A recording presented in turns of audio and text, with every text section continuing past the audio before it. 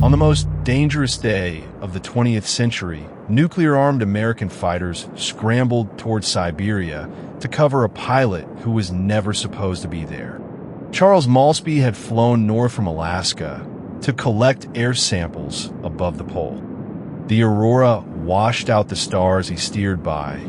His compass went useless near the magnetic pole, and he drifted deep into Soviet airspace over the Chukotka Peninsula with his fuel almost gone. Soviet MiGs climbed after him. So did the Americans, and the authority to fire their nuclear air-to-air missiles had already been delegated down to the individual pilots. That was the 27th of October, 1962, and it was nowhere near the beginning. All summer, Soviet transports had crossed the Atlantic under a plan called Inadir, named for a river in the Arctic, so that even the crews would believe they were sailing somewhere cold. They were issued skis and winter coats. Below decks were medium-range R-12 missiles and, by Soviet records, 158 nuclear warheads, nearly 100 of them tactical. Battlefield weapons in the range of 2 to 14 kilotons. Some 42,000 Soviet troops traveled with them, listed on paper as agricultural specialists. The concealment nearly worked. On the 14th of October, a U-2 flown by Major Richard Hazer made a single 6-minute pass over western Cuba and came back with film of construction near San Cristobal. Launch pads, cable trenches, the unmistakable geometry of a missile site. Analysts spent the night over it with magnifying loupes. On the morning of the 16th, McGeorge Bundy walked into the president's bedroom and told him there were Soviet ballistic missiles 90 miles from Florida. To understand why Khrushchev gambled, you have to understand what he was hiding. There was a missile gap, but it ran the other way. The United States fielded roughly 200 intercontinental missiles. The Soviet Union had perhaps 3 dozen that could reach America, and how many were truly ready is still argued over. Best estimates give Washington something like 3,500 deliverable warheads that autumn, against a Soviet figure in the hundreds. Cuba was a shortcut to parity Khrushchev could not otherwise afford. For 13 days, the group later known as the XCOM met in the cabinet room. Kennedy had installed a hidden taping system months earlier, and almost none of the men arguing in that room knew they were being recorded. Because of that, we can hear the crisis instead of reading a memoir of it. The pauses, the interruptions, the president going silent while his advisors talk themselves into invasion is probably the single most valuable document of a nuclear age. The tapes destroy a comfortable story. The Joint Chiefs pressed hard, and nearly unanimously, for airstrikes followed by a landing. Their planning assumed the warheads had not yet reached the island. They had since early October. Years later, Robert McNamara acknowledged that American troops going ashore would have met tactical nuclear weapons already in Cuba, held by commanders a long way from Moscow, who were becoming convinced that an attack was hours away. Kennedy chose the narrower option, and even the vocabulary was a decision. A blockade is legally an act of war, so the word became quarantine. On the 22nd of October, he went on television and told tens of millions of people what the photographs showed: the missiles, the range rings, the cities inside them. Then he said that any missile launch from Cuba against any nation in this hemisphere would be treated as an attack by the Soviet Union upon the United States. 2 days later, Strategic Air Command went to DEFCON 2, one step below General War, the only time the command as a whole has ever been ordered there. Around 1,400 bombers stood on alert, dozens airborne at any moment. And General Thomas Power had the alert order transmitted in the clear rather than in code, so that Soviet listeners would hear precisely what was ready. That was not carelessness. It was a message delivered through the enemy's own intelligence service. Everyone knows what happened at the quarantine line. Soviet freighters loaded with missiles bore down on American warships. The world held its breath, and at the last possible moment, the Soviet ship slowed, stopped, and turned. It is in the memoirs. It is in the film. It is the founding image of Cold War nerve, the proof that standing firm works. It also never happened. Khrushchev ordered his missile-carrying ships to reverse course on the morning of the 23rd, within hours of Kennedy's broadcast and before the quarantine had even taken legal effect. The next morning, Dean Rusk turned to Bundy and said they were eyeball to eyeball, and the other fellow had just blinked. 6 weeks later, a magazine retrospective by two well-connected journalists put the sentence into print alongside a scene of ships halting at the line, and it has never left. Working from ship's logs and Navy records, the journalist Michael Dobbs showed that the vessels supposedly confronted that morning were hundreds of miles from the line, several hundred at least, when the famous sentence was spoken. American intelligence had worked this out within hours.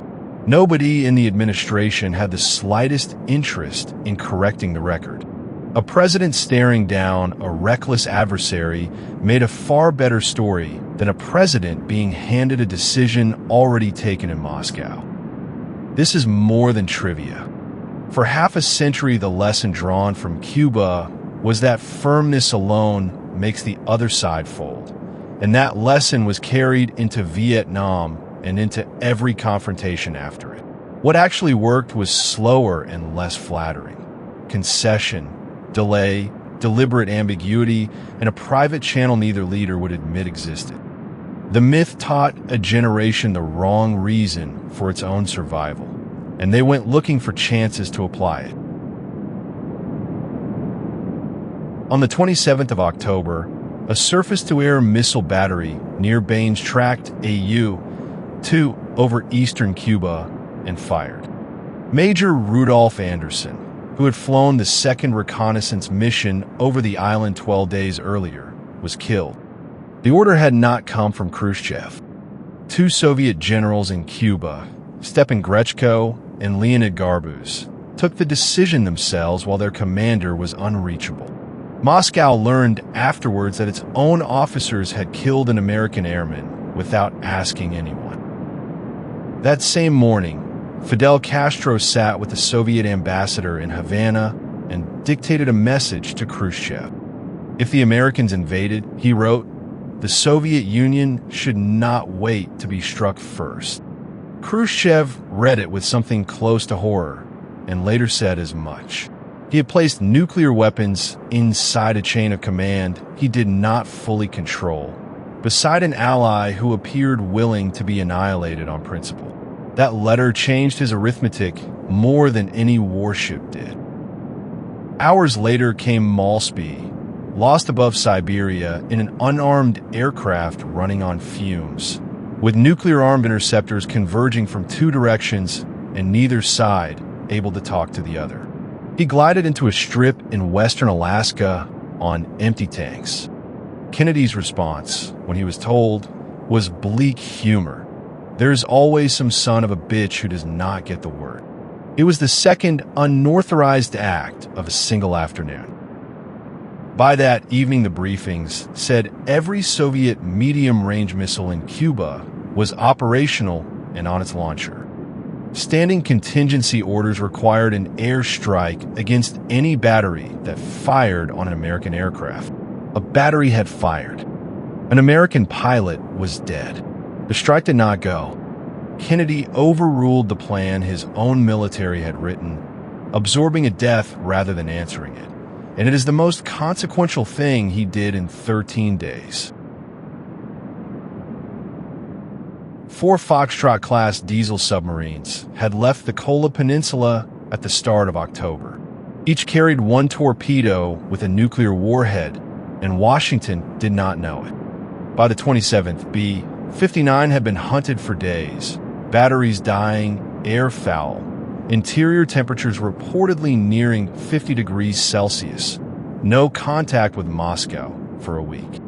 Above them, a carrier group centered on USS Randolph dropped practice depth charges, signaling explosives whose intended meaning was surface and identify yourself. Nobody had explained that signal to the crew, because the two navies had no agreed way to say it. Captain Valentin Savitsky, according to the accounts that exist, concluded that war had already begun and moved toward readying the nuclear torpedo. Procedure required the captain and the political officer to agree. But B-59 carried a third officer of equal standing, Vasily Arkhipov, chief of staff of the whole submarine brigade. His presence made the decision unanimous or nothing. He refused. Here the record demands honesty. Arkhipov spoke publicly about that day essentially once in the late 90s and never mentioned a nuclear weapon at all. He described aircraft passing feet above the conning tower, searchlights, hundreds of cannon rounds fired as signals, and said he recognized that the Americans were signaling rather than attacking, and talked his commander down. The Soviet after-action report from December 1962 does not mention the torpedo either. The dramatic version reaches us through crewmen who were not on the bridge, retold in the West until it became one man's finger lifting off a button. Strip the theater away, and what remains is worse, not better. No one in Washington knew those submarines carried nuclear warheads. A routine identification procedure was being fired at exhausted men who had lost contact with their own government and had every reason to think the war had started without them. On the evening of the 27th, Robert Kennedy met Ambassador Anatoly Dobrynin privately. The public terms were simple. The missiles leave Cuba, and the United States gives an assurance it will not invade. The private term was the one that mattered. The American Jupiter missiles in Turkey would be gone within 4 to 5 months. It was not part of the agreement. Kennedy insisted there would be no written record of it, and the Soviets could never speak of it. A handful of Americans knew, fewer than a dozen. Robert Kennedy's own notes described the meeting plainly, and when those notes became the book 13 days after his death, the passage about Turkey was taken out. His editor, Theodore Sorensen, admitted decades later at a conference in Moscow that he had removed it because the concession was still secret. Millions of people learned October 1962 from an account edited to delete the trade that ended it. The next morning, Radio Moscow broadcast Khrushchev's agreement to dismantle the sites. That is where the 13 days end, and where the crisis does not. The warheads had reached Cuba in early October and were not shipped home until December. The Ilyushin bombers took another month of argument after that. The tactical weapons had never been in the agreement at all. 2 years later, Khrushchev was removed from power, and the Cuban adventure was among the charges against him. Kennedy afterwards put the odds of nuclear war that month at somewhere between 1 in 3 and even. Nothing declassified since has improved those odds. 13 days produced exactly one combat death, a pilot killed by officers acting without orders, and produced dozens of chances to kill 100 million people. Not one of those chances was closed by a treaty, a doctrine, or a system. Every single one was closed by a man deciding, alone and without permission, not to